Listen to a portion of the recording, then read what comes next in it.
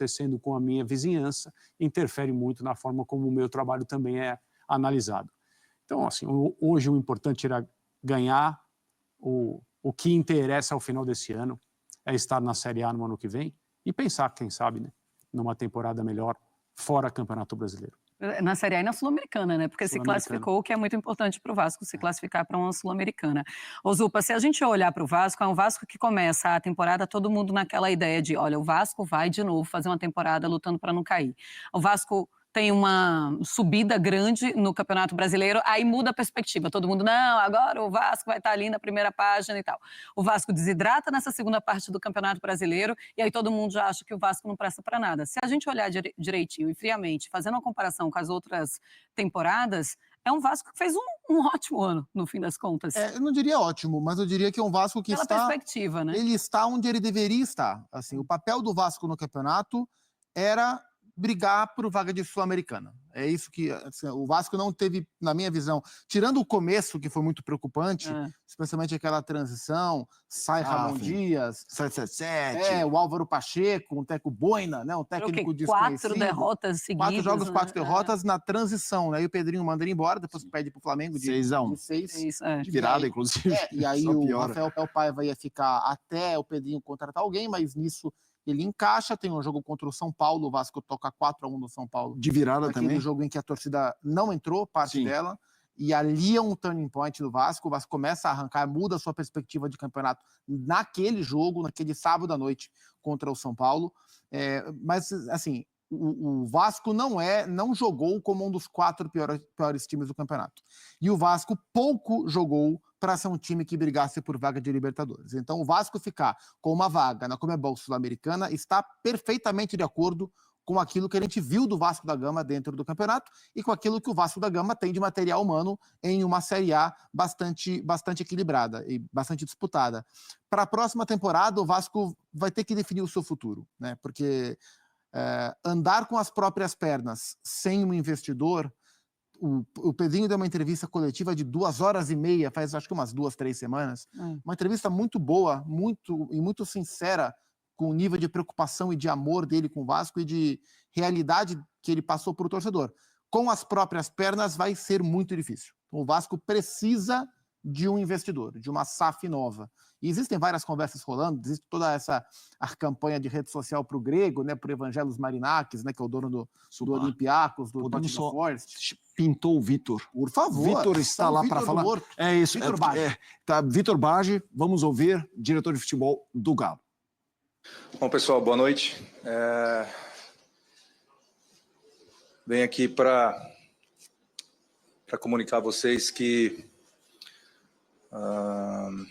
depois de uma conversa longa no vestiário, né, no qual debatemos muito o nosso atual momento, né, conversando muito ali com o Milito, né, percebendo o cansaço, percebendo, né, todos os esforços que ele fez nesses últimos jogos e não tivemos uma resposta efetiva e de resultados, né. Conversamos que o cansaço mental, né, aliado aos resultados, nos fizeram a chegar a um consenso, né, tanto da parte dele quanto da parte do clube, de que nós não continuaríamos o trabalho, né. Isso é com muita dor no coração, porque o Milito é um treinador muito envolvido, muito organizado, muito bons conceitos e, acima de tudo, muito bom caráter, um dos melhores que eu já trabalhei. Mas a gente sabe que no futebol, quando as coisas não caminham, né, às vezes podem ser necessárias mudanças de rotas, né, e tanto ele quanto a instituição entenderam que não conseguiria mais ter cabeça e nem forças para poder extrair o melhor dos atletas, então resolvemos finalizar o trabalho dele depois do jogo de hoje. Vitor, boa noite. Cláudio Rezende, da Itatiaia. minha vida toda sempre me dediquei bastante e aqui não tem sido diferente. Tem esse processo de readaptação, tenho que respeitar isso. Estou fazendo o máximo para cada dia melhorar as minhas performances, ajudar o time dentro de campo e fora. Mas é isso, continuo lutando. No ano que vem, com certeza, vou fazer um trabalho extra nas férias para poder adiantar todo esse processo e almejar coisas importantes para o ano que vem. Posso, Jorge? O Vasco vai voltar a uma competição internacional depois de 5 temporadas. Queria que você falasse um pouco mais sobre isso. Acho que é bem relevante, né, e emblemático para o clube. Você está aqui vivendo esse momento? Com certeza, fico muito feliz de estar vivendo esse momento depois de há bastante tempo, né, o Vasco não disputar um campeonato sul-americano. Então, como eu falei, hoje é um marco importante para a gente, a forma que a gente jogou, a forma que a gente entrou em campo. E claro, ano que vem a gente almeja fazer uma boa pré-temporada, lutar pelos títulos, brigar sempre lá em cima da tabela. E o clube merece isso, né? Um clube com muita história, merece estar lá em cima, merece estar brigando por campeonatos internacionais e é isso. Hoje a gente sai muito feliz aqui com isso. Obrigada. Valeu. Continua. Só pressionar aqui.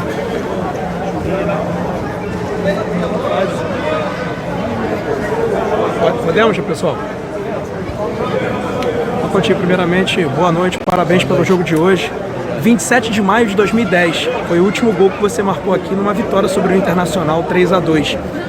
Eu queria que você falasse, né, desse gol, dessa assistência, que se eu não me engano também é a sua primeira assistência desde que você retorna ao Vasco, e a importância dela, tendo em vista todo o seu momento aqui nesse retorno, que veio cercado de muita expectativa.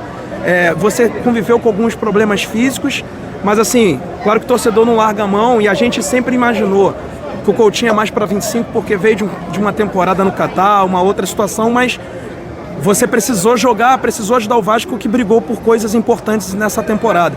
Queria que você avaliasse essa sua temporada, eu sei que ainda tem um jogo contra o Cuiabá, e o que você projeta para 2025? Bom, fico muito feliz, né, de voltar a marcar aqui em São Januário, né? Como eu sempre falei, todo o amor que eu tenho por esse clube. Então, para mim, foi importante. Hoje é um dia que vai ficar marcado. Junto a isso vem a classificação para a Sul-Americana, que faz tempo que o Vasco não disputa. O Vasco merece estar disputando coisas grandes e esse é o nosso objetivo, de todo o elenco, do pessoal que está tomando conta do clube. E falar um pouco desse processo, como você perguntou, é um processo de readaptação, né? O futebol brasileiro é diferente, eu venho de fora, morando fora há 14 anos, se eu não me engano, e o processo faz parte. O que não falta em mim, nunca faltou, é dedicação no trabalho, cada dia está focado e para melhorar, para evoluir, para me readaptar o mais rápido possível. E com certeza, como eu falei ali antes, nessas férias vou procurar trabalhar para 2025 ser um ano importante para mim e para o clube. Então, portanto, você conseguiu acompanhar nesse momento toda a palavra ali do Felipe Coutinho, que fez um golaço, inclusive, pegou ali de primeira após o passe do Lucas Piton. O Vasco venceu o Atlético Mineiro por 2-0 em São Januário. Gol de Coutinho e gol de Verratti. O Vasco voltou ao caminho da vitória. Depois de tanto tempo ali, o Vasco não conseguia vencer. Não conseguiu vencer nem até da equipe do Atlético Goianiense, né, que inclusive saiu da última colocação do brasileiro, o Atlético Goianiense, uma equipe que vem em constante evolução.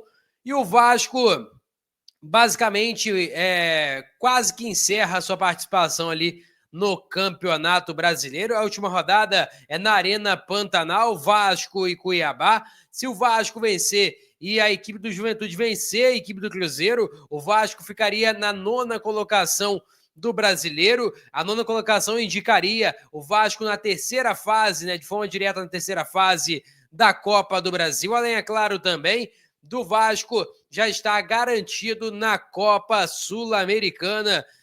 Rapaz, o calendário de 2025 vai ser cheio para o Gigante da Colina. Eu peço a você que deixe o like, é muito importante para o nosso canal. Acione o sininho de notificação para não perder nenhum conteúdo. Lembrando que com essa parada aí de mercado da bola, a gente vai atualizar para vocês toda a situação envolvendo o Vasco da Gama também na temporada de 2025, beleza?